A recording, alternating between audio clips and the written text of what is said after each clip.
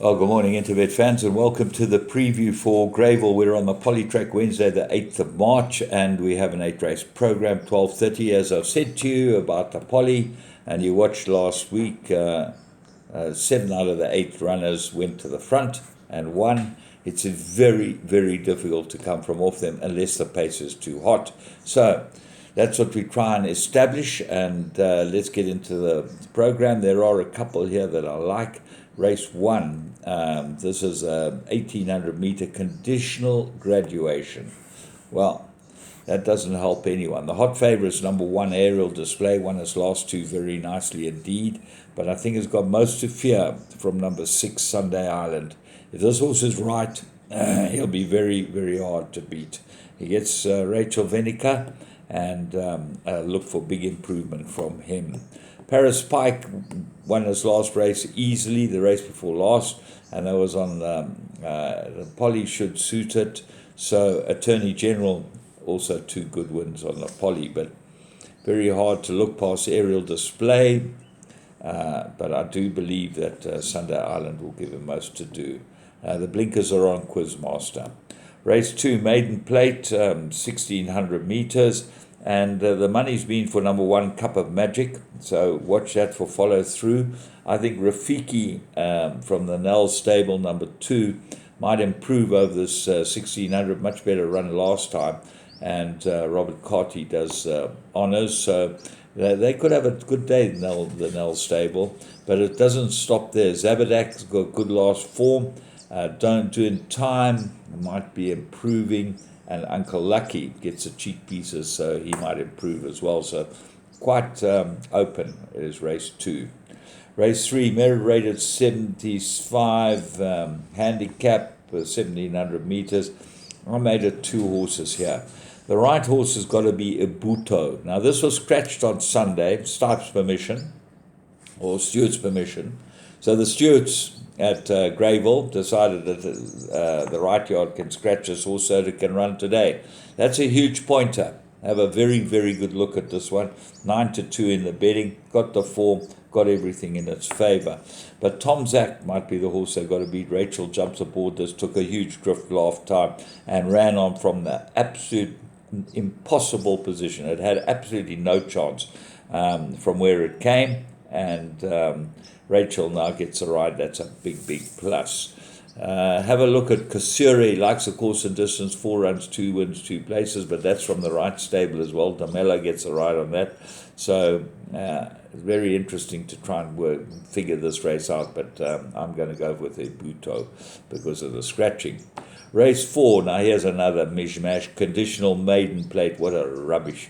Yeah, why should you have a Maiden Plate that's conditional? So on the form, you've got to go for Don't Shoot the Barman. Got pace. Damelo rides this one for the Binder yard.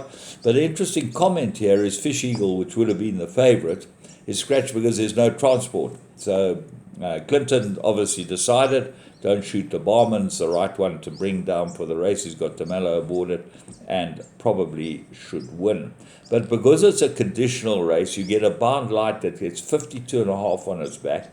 Claim the 1.5, and Tony Rivelin puts together this program. So that's an insight into this type of race, because it certainly gives a bound light a huge chance in the race, and it's 14-1. So hopefully that's uncovered one that you can have a close look at. 1 Irish Rover, second run might be improving. Race 5, merit-rated handicap fillies and mares, and they go 1,000 meters. And R. Emley's good ones. Last 2 gets 6 point penalty, so that makes her come back to this field a bit.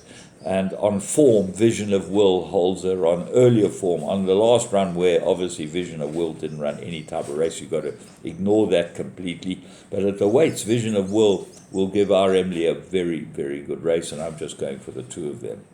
Race 6, merit-rated handicap, 1,200 meters, 3-corner contest, in my opinion. 3, Get Carter.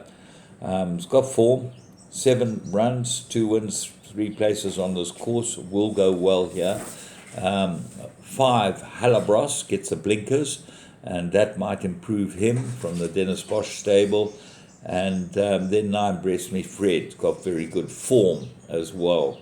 So expect to Bless Me Fred to run a very good race too. So can't pick between the three, but those three should fight it out.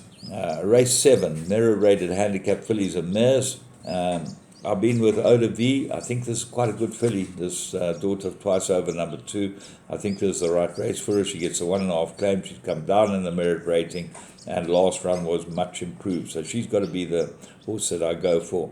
3, Rose Princess, another Andre Null runner. Robert Cartier aboard, 3rd run. Look for big improvement, and I think this one will go very, very well. The favourite is number 4, Shell Seeker, Damelo. He gets back aboard it for his favourite trainer, Mark Dixon, and that gives it an undeniable chance. Race 8, Mary rated 64, they go 1,400 metres, and wow, this is an impossibility. So, look where Tony Rivlin's got a runner, number 1, Word for Word. Course and distance, 5 runs, 1 win, 3 places. This could be a big player in this race, although he's just come off winning a maiden run before last. Hatter's got the form, number 2, Rachel for Michael Roberts. Then the whole issue is clouded by Vengeance Forever. The Alison Wright runner, number 12, is 12 to 1, and comes from Mike de Kock. That might improve. Miss Layla looks the better of the 2 puller runners. It's been hanging last couple of rides with Serena Moodley aboard it. He stays with it. Maybe it will run straight. Suited to the course, ran on last time, got a chance. Cape Town Affair, course and distance, suited, 8 runs, 2 wins, 5 places, got extremely good form. And then Aggressiva, number 9, the other Alison Wright inmate, definitely got a chance here.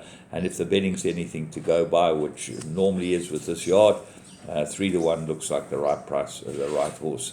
The 2, and Vengeance Forever might be worth just having a little look, see how he goes. So from me, James Goodman, the whole Interbet team, you have a great day's racing at Greyville on the Polytrack.